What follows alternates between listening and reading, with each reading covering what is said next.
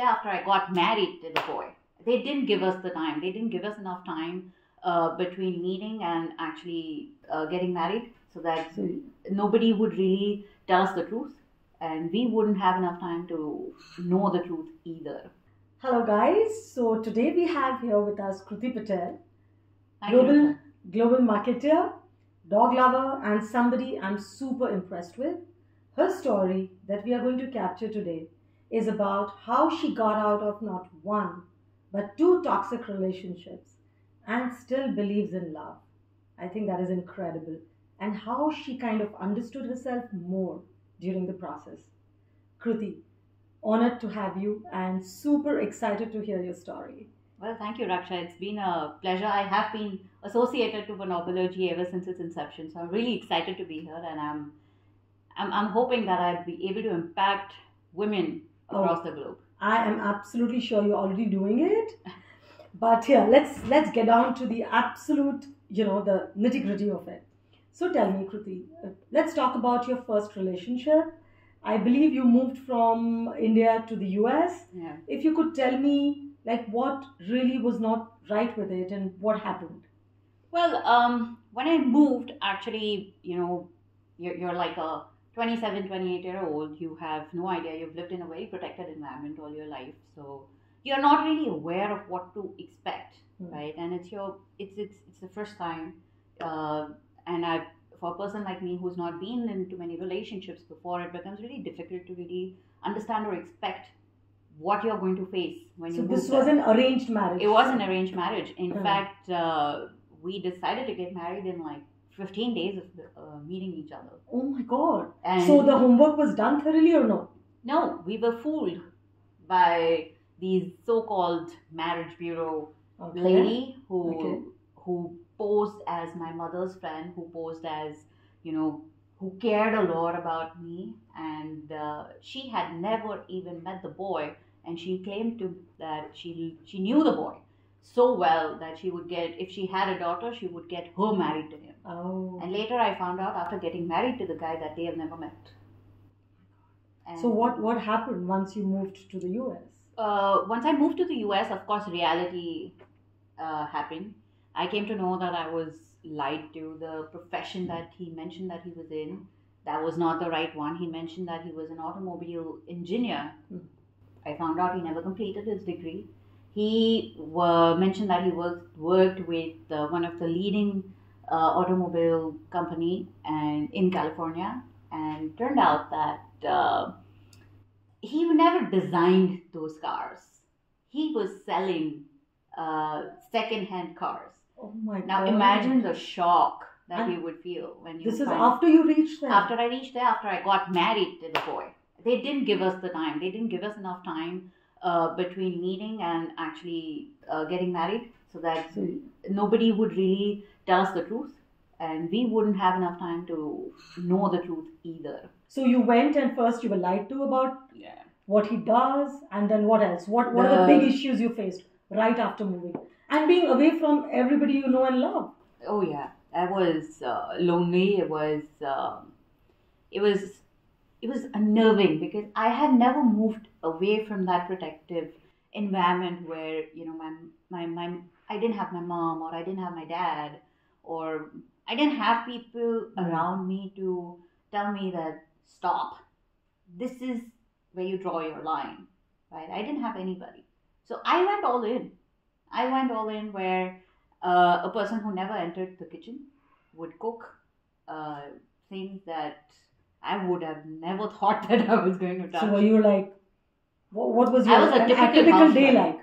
My typical day was like of a homemaker in India. I used to cook, I used to clean, I used to make different types of food for different people. We were 4 of us in the house, and I would have to cook a different cuisine for each person in the house. Why? Because I couldn't work while I was because in the States because of the visa issues. So I was really made to feel like I'm the maid of the house. And I took it, because I'm like, okay, I can't work outside. So yeah, I'll adjust, and I'll... You never mentioned it to your parents? No, I didn't. That was a big mistake that I made. What else was not okay? I mean, of course, this in itself is a big thing. I think the parents and the expectations that they had from me. Like, oh, you're not working, so you're going to do all the household work. My son does not go and he doesn't have friends, so you can't have friends. When I came back here, it was all about, I need my Rolex. Now, whatever money you're making here, all right, put it in EMIs and pay for my Rolex. One second, Kruti, let me understand this. So when you came back to visit your parents, Yes. he asked you to... He'd been asking me, for a while that I want a Rolex and you buy me that Rolex. I was like, okay, the day I have that kind of money to spare, I will. But let's focus on making our lives.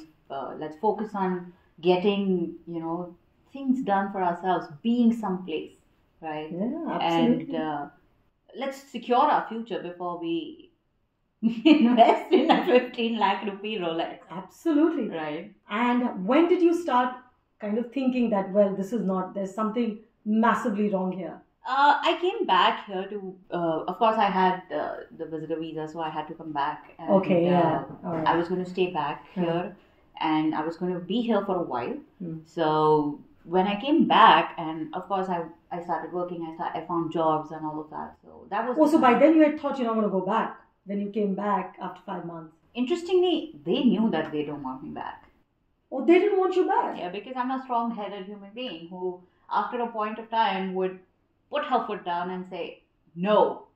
Oh, so they wanted, and they didn't want to give any money? Was there any... They wanted money. They were, for that, it was interesting because they wanted me to pay them. To leave the marriage? Yeah. And did you? No. Hell no. They just refused to cooperate. Throughout the entire divorce process, they refused to cooperate. They would come up with really silly things to really, ensure. And unfortunately, during this time when I was going through the first divorce, and it's also really difficult for you to process that you're going to go through a divorce. And unfortunately, my father was diagnosed with cancer during the same time. Oh, no. And I was in a really messed up state of mind because I had to take care of both my parents because my mom was also not able to deal with the entire thing. And taking care of both of them while I was looking at, dealing with the divorce, absolutely inhuman people. So it was on mutual consent? It was on mutual consent, sort of. Even he didn't contest it? He didn't have a choice. I had all his jewelry with me, which I only agreed to give it back if he gave me the divorce. There you go. So you can be smart about it. Wanted. Absolutely. You just didn't want anything. You wanted out of the relationship. I wanted to be out. I wanted to get out of the relationship. And I knew that if I did not keep the jewelry with me, they would never, ever cooperate. So I had. So that was the point. Yeah. I need that ring back. I was like, sure. I need that divorce. Interesting. So you came back, and then what happened after that? Like, did you jump into the dating scene? No, not immediately, but it took me a couple of years to really get involved in the dating scene.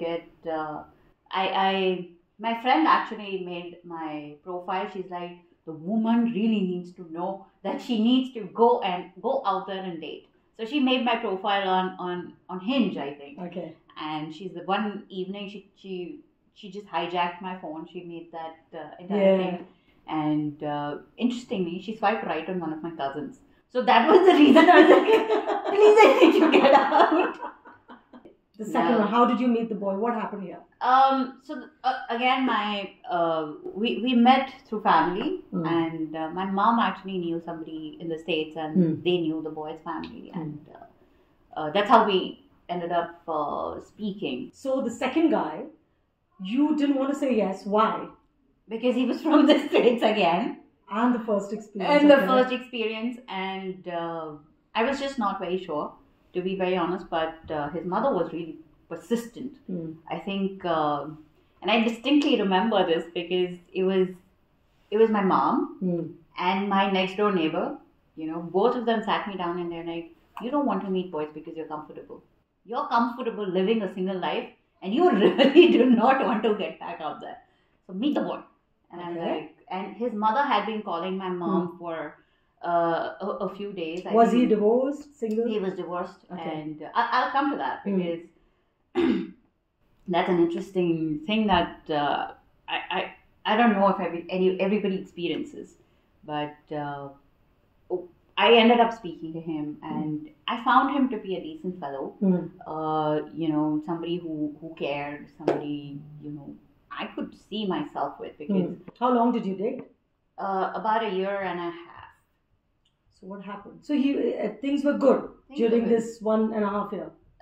No. So for 6 months, of course, I was not really keen on moving ahead. It went to the extent that of course, once we started speaking with each other, he got friendly with my family and all of that. He even went to my mother and said, I've been asking her to marry me, but she refuses. And my mom's like, I can't say anything to her. So, and then later on, his mother decided to go live with him. So what happened there? She started manipulating him. And here's where my therapist came in, because when I was going through all of that, and she put things in perspective when I visited her, but this is where the toxicity came in. Like, imagine we are US time, we both work erratic hours, so we really get like an hour or two to really spend with each other. Actually spend with each other. We were on FaceTime most of the time, but I was doing my work, he was doing his work. Now, when we actually got down to speaking with each other, his mother would sit right there till either I fell asleep or he fell asleep. Oh my God. And she would just walk in. The moment she would hear that I have called or anything, or at least that's what my experience was, she would just walk in. If not, he would lock the door. He would open the locked door and walk inside. Otherwise, she would be sitting outside, right outside, listening to whatever we were talking. So that is when the problem started. That's when I started having problems, because I respect space, right? Absolutely. And I expect people to give me space as well. So what things happened? Did you move to the US or no? No, I didn't. Thankfully, I was saved before I reached that stage. So it was basically a long distance relationship? It was a long distance relationship. Yeah, which went on for 1.5 years. And interestingly, now what happened was that where the toxicity came in. Now his mother was more interested in buying a $1.8 million house. Okay. In the States. Okay. And she wanted this boy to buy it. Okay. Now, why? Because people are asking. Now she belongs to a place where, mere paas itna bada ghar hai. She shows, she's from my experience, it felt that, she really wanted to show off to people. That I have a very good house that I live in. I belong to a very wealthy family. But dude, look at you. You're like, your foundation is missing. What do you do with the money? Now, what happened was that he went, of course, $1.8 million is a lot of money. Yes, absolutely. Right? And he had only moved since the past 5 years or 6 years. And he was also making he was just, absolutely. He went to his father. His father outrightly said, I'm not giving you a single penny to buy the house. They came to me. They're like, you need to support me in... this is when you were here, he was there, and you had to fund for him. Yeah. Oh my God. And he's like, but I'm not saying that you fund it right now, but when you move here or whenever we start living together, that's when you do it. And I'm like, hold. One, we don't need this house. Your mother wants this house because she expects your elder brother and his entire family to come and stay with us. And I am not supposed to provide for your brother. Absolutely. And his entire family. And you've got to get that straight. Okay. I am not going to do that. And this is where I am going to pause and I'm going to show you my boundary, because his mother actually spoke to me and said, you and him, both of you are going to make money. Now, his brother is the only bread earner with his family. His wife, I don't know whether she's going to work, not work. They have 2 daughters. So why don't you do one thing? Since both of you are going to earn, you have to support them. And I'm like... So, Kruti, after the first relationship, you could understand that this is something which is going out of control, and you got to push them back. Yeah, you have to push back. And that is when you kind of... That's when she realized that, all her plans of having like a comfortable life for her own self is not going to work because she pushes back. She knows where to draw her boundaries. She knows what to do. She knows what she wants for herself. And that's when she started taking me to be a threat. And that's when that's when the whole toxicity into, lying and manipulating. Oh, interestingly, one of the most interesting things that she shared was we were due to get married, and she wanted to buy me a sari. Now that was an expensive sari. I never asked for it. I was like, I don't even wear a sari. Okay, and just give me some love, give me some space, happy soul around. Don't need anything else. Everything else, I mean, I buy my own diamonds. So you're not engaged. I'm done. This is from your own earning. Yeah. Can you flash that, guys? Rings just don't need to come from someone out there. It can come from you to you. Absolutely, and that's my commitment to myself, and that's why I bought it. How nice. Okay. Yeah. So she said she wants to buy you a sari for 3 lakhs. You don't want it. You don't wear a sari. I don't wear a sari, and then she bought it. I appreciated the gesture. I genuinely appreciated it. Right. But then you can't go back and tell your son that, oh, I had to sell jewelry to buy that sari. A woman in her right frame of mind is going to find that offensive. Okay. I don't know about anybody else, but I did. And I told him, I was like, she does not need to do that. And I don't need the sari. I don't want it. So please ask her to give it back if that's what she's done. Interestingly, when things were falling apart, my father confronted his father, and turns out that was a lie. Oh, she not actually sold the jewelry? No. Oh my God. Yeah, so I understand. So this is where, I started to ask myself, what was going on? Now I asked him, I was like, why do you need to lie? And he said, you were having problems with my mom, so I shared this with you. And I'm like, do you think? What am I going to think when you share these sort of information with me? I'm not going to think any highly of her, especially when she's demanding me to call her 4 times in a day, speak to her all the time. I don't have it. So that is when you kind of exited? What was the last straw in this? The sari business. Achha, and then you thought, no, this is not going to. Were you speaking to any expert at that point to understand that? No, I went to my therapist when things started to really fall apart, and I realized that I was not able to focus on my work. I was not able to stay present to where I was, because there was a constant back and forth that was happening in my head. I can imagine. Because you're going through so much. So that is when you kind of opted out of the relationship? Interestingly, I didn't want to opt out. He did. Why? Achha, because he thought... No, because I was not ready to pay for the house. They thought that,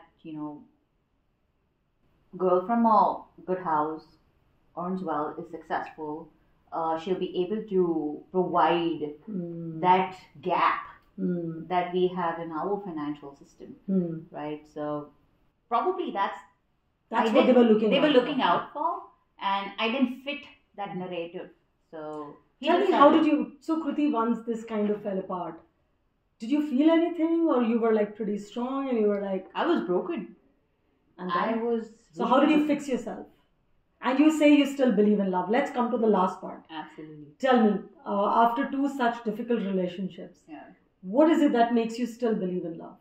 I think understanding my own self. Yeah. And this is a very, very powerful experience I've had this time, where, I felt when you have 2 publicly failed relationships. Absolutely. You're not met with any sort of empathy. Everybody tells you that, your love life's over.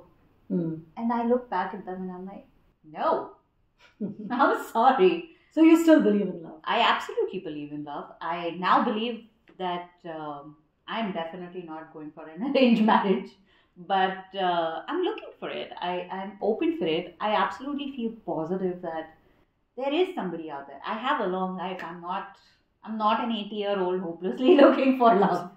So, Kruti, tell me the reaction of your parents in all of this. You know, like you said, publicly failed relationship. How did they view this? How did they respond to it? The first relationship was tough. Mm. Second relationship, they were so busy empowering me with support, love, care, empathy, and they really stood up and they said, "I don't care.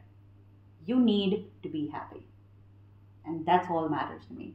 And one of the most powerful things that my mom told me in both my relationship was, "I didn't bring you up to bow down to all these toxicity.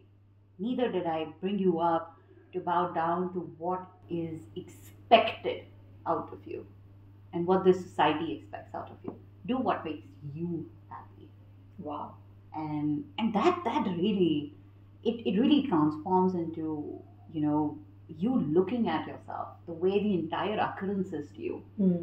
The whole, the whole narrative that you have to yourself, because on one side you're saying things like, you have failed relationships, you can't do, and this is your own dialogue that you have with yourself, where you're saying things like, you failed, your relationship failed, you are the one responsible for it, you spoke too much, you were too vocal, you said a lot, and you're just so busy blaming yourself. And then one fine day you have your mother walk in and say, "No, that's not true. It's not true. Wow. You went through something like this. Now get up, get your own self up, become the woman that I know you are." Wow. And walk out of that door and make a living. Show them who you are. Show your mettle. And that's what makes me walk out of my house every single day wanting to win my own self again. Thank you so much. Oh, Kruti, that was fantastic. Thank you so much, guys. So this is Kruti Patel, and we just heard her story. And power, not to lose faith in love, and yet not become a victim of it. Yeah. Right? So, Kruti, any one last line you would like to leave my viewers with? Well, don't lose hope. Yeah, everyone's not the same. Everyone's not the same, and it's going to be toxic. It's going to be narcissistic, but know your own worth and know what path you're going to define for yourself, because what you're going to say to yourself is going to stay with you, not what other people are going to say to you. Oh, that's beautiful. What you're going to say to yourself is what's going to stay with you, not what others say. Thank you so much. It was lovely having you. Thank you, Raksha. It's been a pleasure. Thank you. Thank you.